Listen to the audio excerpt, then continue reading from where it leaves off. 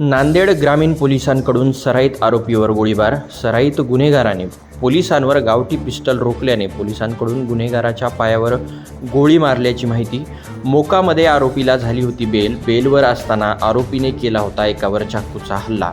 त्यामुळे पोलीस पाठलाग करत असताना विष्णुपुरे भागात ही घटना घडलेली आहे. आरोपीवर जवळपास 9 गुन्हे असल्याची माहिती आहे.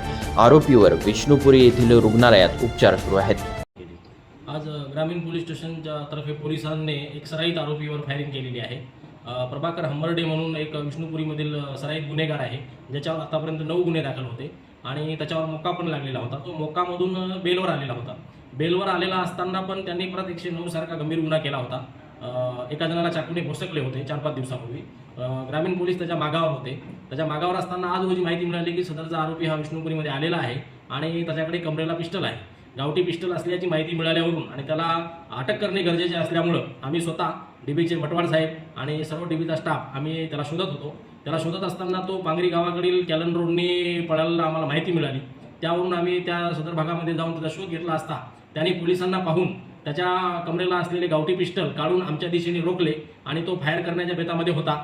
आणि तेवढ्यामध्येच त्यानं फायर करत असताना आम्ही आमच्या आत्मसंरक्षणासाठी आणि आमच्या कर्मचाऱ्यांच्या आत्मसंरक्षणासाठी त्याच्यावर माझ्या पिस्टलने राऊंड फायर केला. पायातून कमरेच्या खाली फायर केला. त्याच्या पायातून गोळी आरपार गेली होती. त्याला जखमी झाल्यामुळे त्याला ताब्यात घेतले आणि त्याला ताब्यात घेऊन विष्णुपुरी हॉस्पिटल येथे ॲडमिट केले आणि पुढील गुन्हा दाखल करून कायदेशीर कारवाई करणे सुरू आहे.